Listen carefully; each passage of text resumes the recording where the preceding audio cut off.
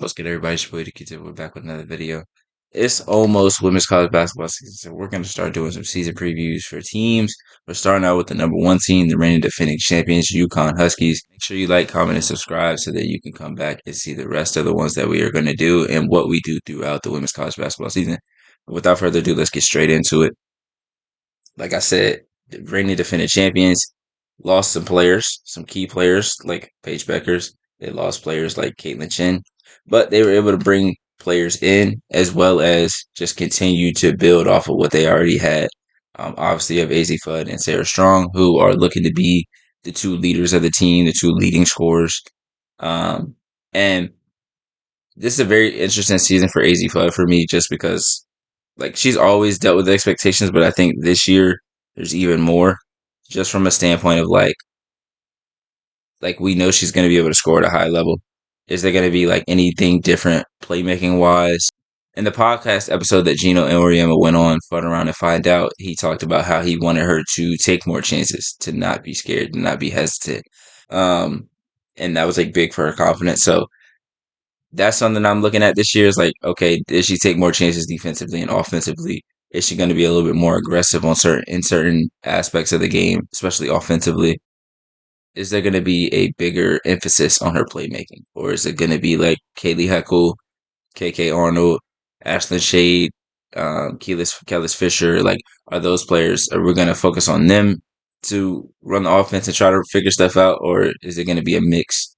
Is really my question. Sarah Strong has a great case for also being in the National Player of the Year um, conversations. She averaged 16 and 9 last year, 3 assists, 2.3 steals, 1.7 blocks. Shot 58 from the floor, 39 from three, and 74 from the free throw line. Just a killer, like a silent killer, because she doesn't talk very much, even in press conferences, which many UConn fans know. She doesn't really like to talk in press conferences and stuff. And now this year they're gonna have to because Paige ain't there. Um, but I'm really excited to see what she does this season because she came in last year and there was a lot of expectations, and I think she lived up to every single expectation. Obviously, in the Final Four in the national championship game, she had huge performances and just showed that like.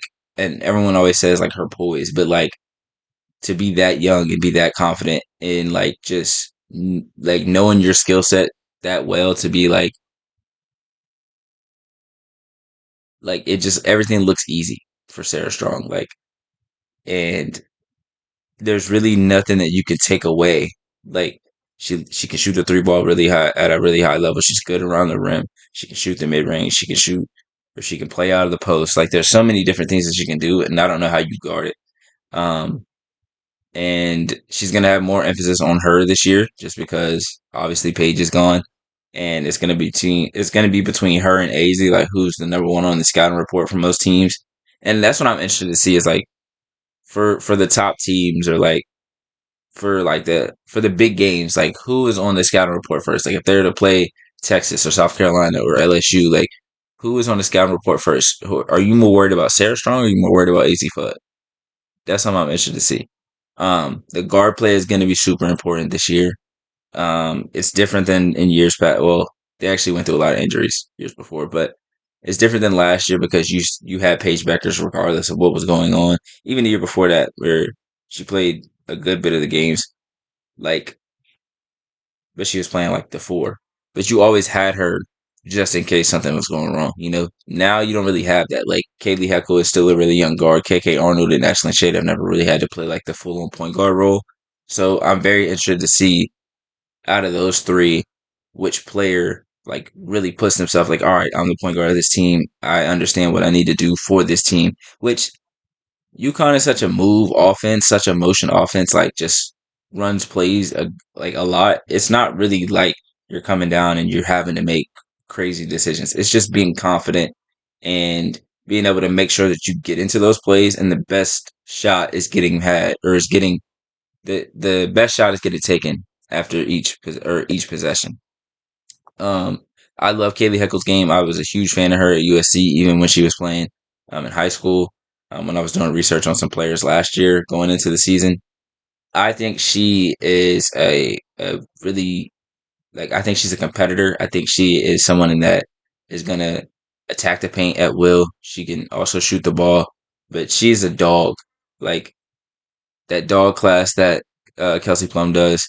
Kaylee Heckle was there. KK Arnold was there. Obviously, she's been there both years. But I do think people are sleeping on Kaylee Heckle, and there might be some people that are like overrating her. And I don't want to say overrating her, but there might be some people that have too high expectation. But then there's some people that are just like trying to make it seem like she's not a good player at all, which is just not the case. She's a really good player, and I think this could be a huge year for her. And this is going to be just the start of a good 3 year run at UConn if she decides to stay all 3 years. Ashlyn Shea, phenomenal shooter. She shot 41% from three last year. Um, she's always been a really good shooter. She shot the ball well at both seasons for UConn. KK Arnold averaged 1.5 steals and 3 assists last year in just 21 minutes per game. So again, it's going to be by committee. I feel like because they all bring different things to the game. Like KK brings the defense and just being able to be like that calming factor. Kaylee Heckle brings the ability to get to the rim and play really fast and be able to score in transition and make fast break opportunities happen. And then Ashlyn Shea is just a really great shooter and is also has like a calmness about her that just she's not going to do too much. If she has the shot, she's going to shoot it. If she doesn't, she's going to make a dribble, pass it. Which I think Gino loves, but at the same time, he probably wants her to do a little bit more. I think he said in that podcast episode that Ashlyn Shea was very similar to Azzi Fudd. So I'm curious to see if she's any different this year as well in terms of mentality. Um, Sarah Williams is going to add some experience to the front court. Coming from Wisconsin, phenomenal career at Wisconsin. She averaged 17 and 10, 2.8 blocks. Last year, her sophomore season, she averaged, um, sorry. Last year at Wisconsin, she averaged 19 and basically 10, 2.3 blocks, 2.3 assists, 49% from the field, 78% from the free throw line. Sophomore year, she averaged 17 and 10, 2.8 blocks, on 52% shooting and 79 from the free throw line. So she brings scoring, rebounding, experience. Now, I will say she doesn't have the experience that like UConn players will have of like being in those like huge environments. Like, and I don't want to say not being in huge environments because Wisconsin does play in the Big Ten and they play in big environments like Iowa, Ohio State, Michigan, Maryland, UCLA now, USC. But it's like when you're in those games and you have the expectation like you have to win every single game. Like UConn's expectations, South Carolina's expectations are different than most programs. It's like, okay, we lost 2 or 3 games this year. That's not bad. For UConn and South Carolina, you lose 2 to 3 games, and it's like, oh damn, we not winning this year. Like, there's no way we win the championship this year. And it's just you have to get used to those expectations right away. And she seems like a player that'll understand that and will be okay with it. But there's always an adjustment, so I want to see if there's an adjustment there. Players like Caroline Ducharme has the. It looks like she's set to play this year. Hopefully, she's able to stay healthy. I love Caroline. She's gone through so many like different injuries, like neck, head injuries, knee injuries, like just every injury that you could think of that you're like, oh, I wouldn't want that injury to happen to me. She's had to play through, or like she's had to like fight through, and she still is wanting to play basketball, which she deserves so much credit for, like just not giving up and being like, all right, like I guess basketball is not in the cards for me. Because there's some players that like you have those kind of like head injuries, brain injuries, and you just be like, all right, I'm done. Neck injuries, like okay, like maybe basketball just isn't for me. She has not given up in her dream, and on her journey, and she deserves so much credit for that. Um, same with someone like Ayanna Patterson, who we haven't seen play since the 2022-2023 season. She's been like dealing with injuries and just trying to get back on the floor for so long. It's like we don't even know what we're gonna see. We don't know if it's gonna be really good. We don't know if she's gonna struggle at first. Like it's just like the anticipation is just like, okay, we really don't know what we have here. Ice Brady, will she be able to meet expectations? She came in as a top recruit with a lot of the same expectations in a way that Sarah Strong had, and Sarah Strong has been able to reach those. Granted, Ice Brady had a major knee injury as well, so it's like these players that have come in with big expectations, they've had to deal with injuries and fight back from those. So they deserve a lot of credit for that. And then we have players like Blanca and Kellis Fisher, who are both freshmen coming in. Blanca's being a 6'2" forward. Kellis is a 5'9" guard. So being able to see what they're going to be able to do in this, because Blanca is likely going to play a lot of minutes. I think Kellis will too. It's just you never know with the way that the guard play is going. But I think Blanca Quinones is going to have a huge impact on this season, and I like what I saw from her in the game against Georgia Tech. That was like a exhibition or whatever. I like what I saw from her. There were some things that she has to get better at, but again, that was an exhibition game in her freshman season. Like we're not going to harp on that too much, but there are some things that UConn is going to have to be able to do this year that they weren't necessarily able to do last year. Like they lost some big games, but then towards the end of the season, they started winning those big games. They were able to beat South Carolina, and I think that was really the game that like changed their season because they had lost some big games before that. They had lost to Notre Dame again, and they turned around. I think they had lost to USC as well, and they turned around and they were able to beat South Carolina pretty handily in South Carolina. And I think that was what turned their season around, and not turn their season around, but like turn their confidence and like, okay, we can win a championship around. And Gino was, I think he had a little bit of nervousness going into that game, which honestly, like, I can't blame him because if you're a UConn fan, like, you're going into that game like, okay, we've lost to Texas, we've lost to Notre Dame, we've lost to South USC over the last couple of years in these big games. We lost to UCLA in a big game in the regular season. Like, there's so many different big games that they've lost. They were just like, I don't know. And you're playing in South Carolina, like you just you have a healthy like fear, I would say. And they were able to meet the challenge, meet the expectations. So this year, I think the expectations should be still high, but they should be a little lower than last year just because we don't know exactly what we're going to see on the floor from this team yet. Like there's a lot of question marks, and there's a lot of question marks about a lot of teams, which I'll get to when I get to each team.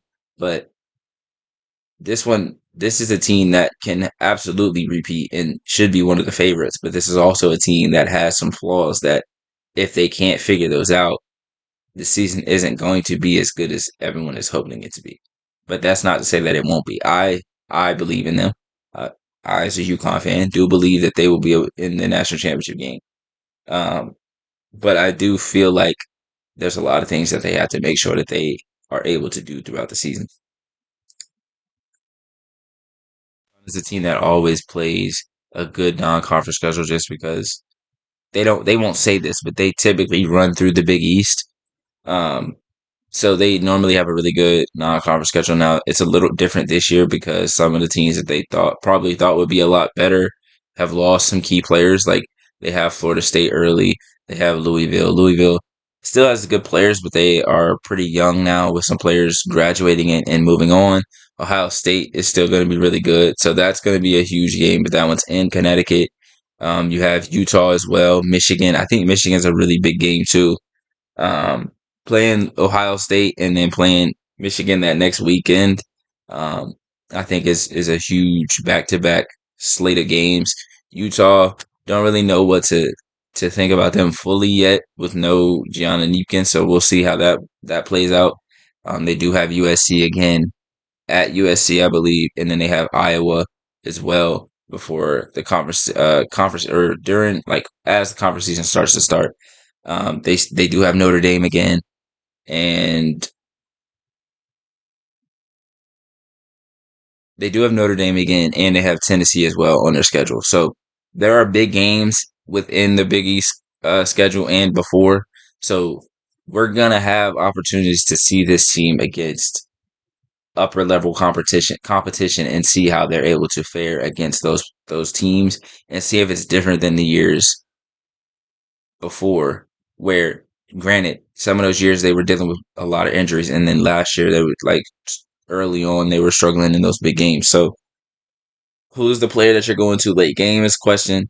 Who is your point guard when you need to like make sure that the plays are getting run when in big games and big situations? Who's the point guard? And who are the players around Azzi and Sarah that you feel the most confident in those big games? Those are the question marks that they have to answer, and they don't necessarily have to have them answered by December. As long as you have them answered by like mid February, you're in good shape because that's literally when they figured out their formula, and when they were played when they went on to beat South Carolina was in February. So if you have everything figured out by mid February, you're in great position to go into March and play your best brand of basketball. I will say I'm really excited for this season because I think there's a lot of teams that have a real shot at winning the national championship this year. I don't think there's one for sure team that's just like, yep, this team is just better than everybody else. This team is just gonna walk through. I don't think there's a team like that. I could be wrong. If I'm wrong, I'll come on here and be like, hey, I was wrong. This team is way better than I thought they were gonna be, or maybe the other teams that I thought were gonna be really good weren't as good as I thought they were gonna be. But nonetheless, make sure you guys lock in and make sure you guys tap in. Make sure you hit that subscribe button, hit the like button. Let me know what you think about the UConn this season. Let me know what you think about some other teams this season. Who do you think is going to have their who do you think is going to have the final say in April about raising a banner? Well, not raising a banner, cutting the nets. Who's going to be cutting the nets in April? Let me know that. Appreciate you guys for watching.